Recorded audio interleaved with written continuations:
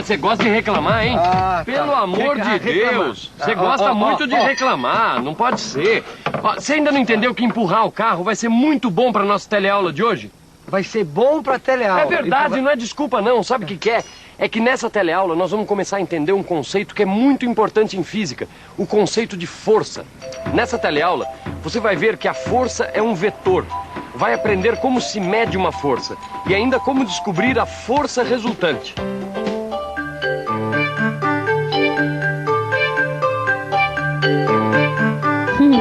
Dá uma força para empurrar um carro. Essa é a típica situação que o conceito de força que a gente usa no dia a dia tem tudo a ver com o conceito físico de força. Que afinal, quando a gente puxa ou empurra um objeto, a física diz que a gente está exercendo uma força sobre ele. É isso mesmo, Maristela? Tá perfeito, Rosinha. Mas tem que lembrar que existem situações em que a gente pode exercer uma força sobre um objeto sem precisar encostar nele. Olha só, quando a gente aproxima um ímã de outro ímã, ó, esse ímã se afasta, se aproxima, quer dizer, esse ímã está exercendo uma força sobre o outro sem entrar em contato com ele. Ah, mas peraí, tem outros exemplos desse tipo de força, não tem? Claro que tem. Você também quer saber? Então lá vai. A força gravitacional é uma força desse tipo, ou seja, ela atua à distância. É ela que mantém a Terra girando ao redor do Sol e também a Lua girando em torno da Terra. Outro exemplo é a força elétrica de atração que faz os elétrons girarem em torno do núcleo do átomo.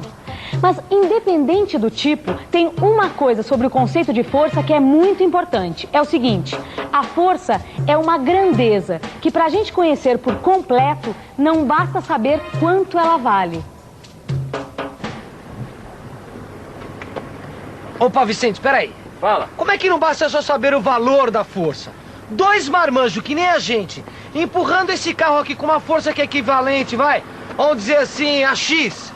O carro vai se movimentar e a gente não precisa saber de mais nada. Ah, isso é o que você pensa. Vem aqui do meu lado.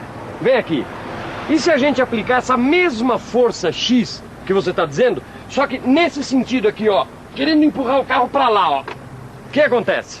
Ah, é verdade.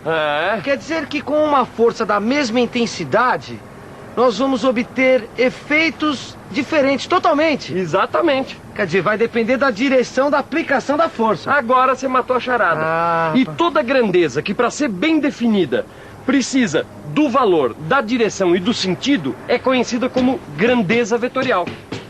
Ah, bem que eu já tinha ouvido falar que a força é um vetor. Exatamente. Ah, é por isso, para ficar bem definida, a gente precisa saber o seu valor, a sua direção e o seu sentido. Exatamente. E para representar uma grandeza vetorial, normalmente a gente coloca uma setinha em cima da letra que vai indicar esse vetor, compreende?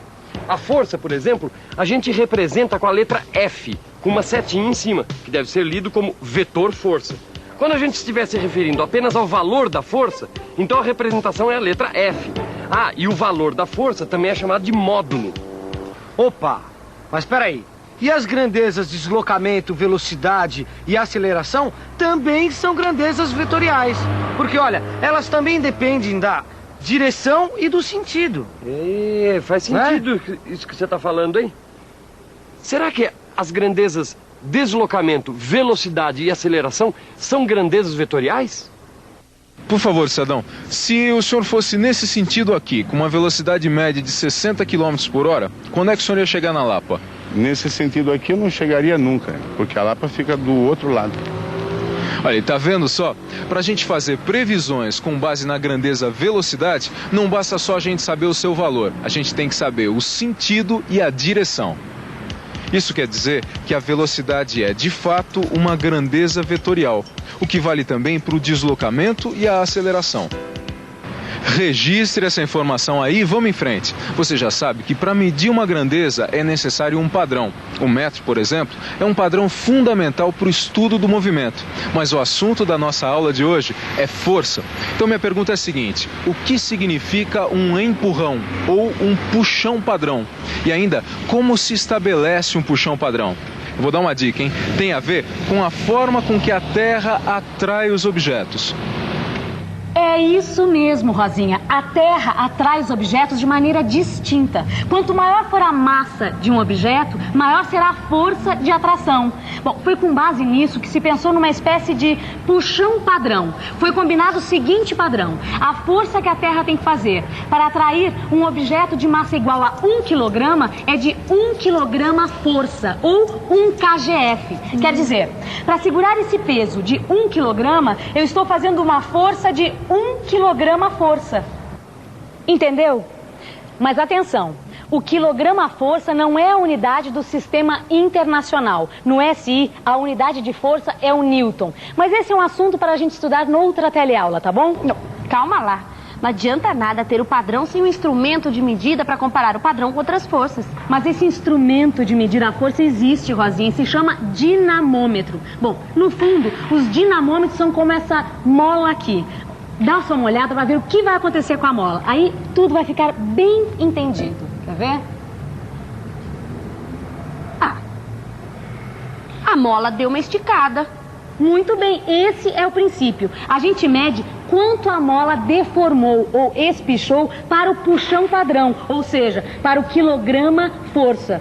Depois é só colocar outros pesos com massas diferentes, ver quanto a mola deformou e fazer a comparação com o padrão.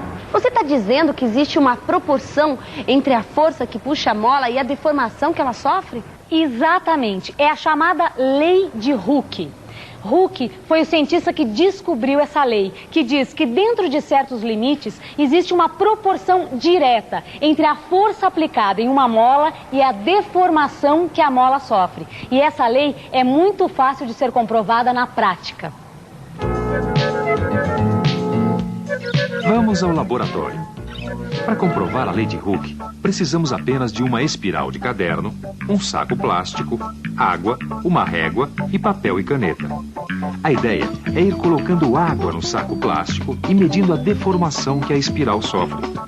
Vale lembrar que 1 litro de água tem uma massa de 1 quilograma. Assim, quando colocamos 200 mililitros de água, estamos colocando 0,2 quilogramas, que faz uma força de 0,2 quilograma força.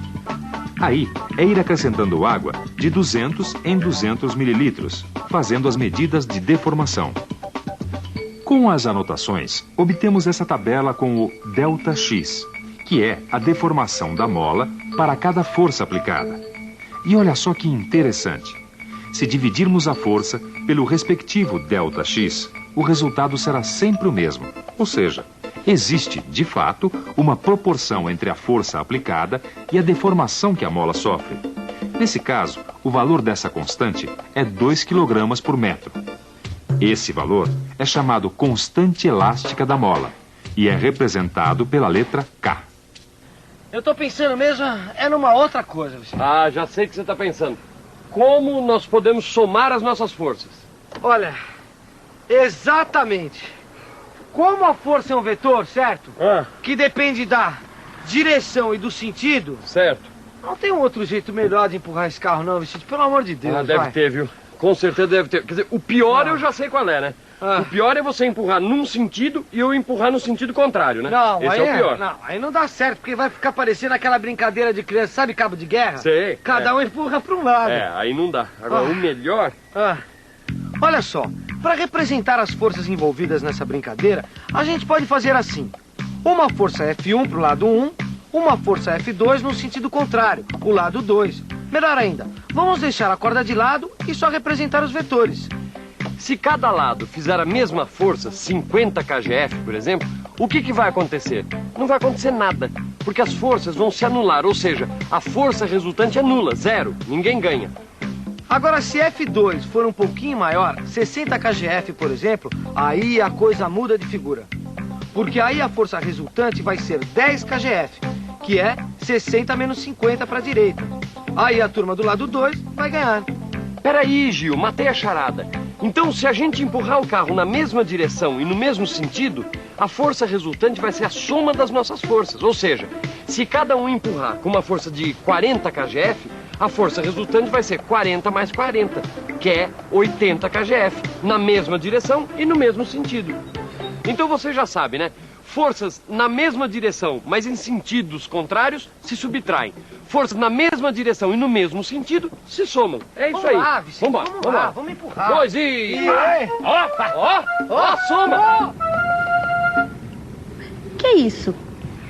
Essa aqui é outra possibilidade de forças combinadas. Essas duas forças, F1 e F2, estão puxando o carro em direções em sentidos diferentes, formando entre elas um ângulo alfa.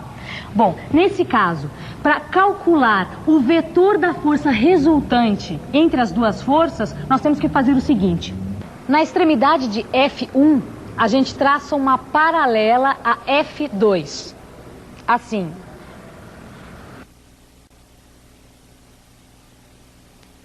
E na extremidade de F2, uma paralela a F1.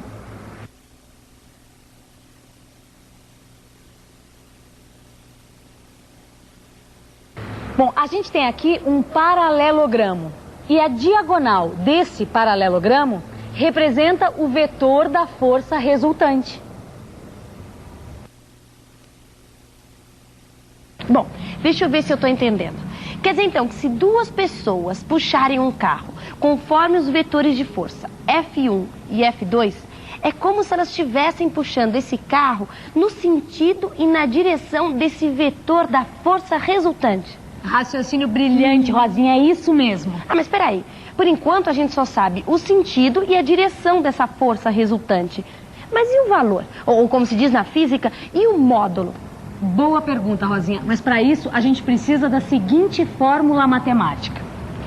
O módulo da força resultante ao quadrado é igual ao módulo de F1 ao quadrado mais módulo de F2 ao quadrado mais 2 vezes módulo de F1 vezes módulo de F2 vezes cosseno de alfa. A noção de cosseno você já deve ter aprendido nas teleaulas de matemática. Bom, esta fórmula é uma forma mais completa, mais geral do Teorema de Pitágoras. Veja. Se as duas forças fossem perpendiculares, como aqui, o ângulo alfa seria 90 graus. E o cosseno de 90 é zero, ou seja, a fórmula se reduziria ao Teorema de Pitágoras. O quadrado da força resultante é igual à soma dos quadrados das forças F1 e F2. Mas vamos voltar ao nosso caso, onde o ângulo não é de 90 graus. Assim nós temos que usar a fórmula mais completa da lei, certo? Então vamos dizer que o módulo de F1 é igual a 3 kgf. F2 é igual a 5 kgf. E o ângulo alfa é igual a 60 graus. Vamos ver como é que fica o módulo da força resultante? É só substituir os valores na fórmula. FR ao quadrado é igual a 5 ao quadrado mais 3 ao quadrado mais 2 vezes 5 vezes 3 vezes cosseno de 60. FR ao quadrado é igual a 25 mais 9 mais 30 vezes cosseno de 60, que é meio. Fazendo as contas, FR ao quadrado é igual a 49, ou seja, FR é igual a 7. Viu só quanta coisa a gente aprendeu hoje? E eu sei que você deve estar pensando e acho que você tem toda a razão. É melhor a gente fazer uma revisão. E atenção, se liga aí que é a hora da revisão. Nessa teleaula, você viu que o conceito força é usado em situações bem cotidianas e aprendeu que força é um vetor, quer dizer, para ficar bem definida, a gente precisa saber seu valor ou módulo, sua direção e seu sentido. Viu como se faz para definir um padrão de força e como se pode medir e comparar forças usando molas, graças à lei de Hooke. Por último, você ficou sabendo como descobrir a força resultante de forças que atuam na mesma direção e também em direções diferentes. Agora é com você. Bons estudos e até a próxima. Tchau!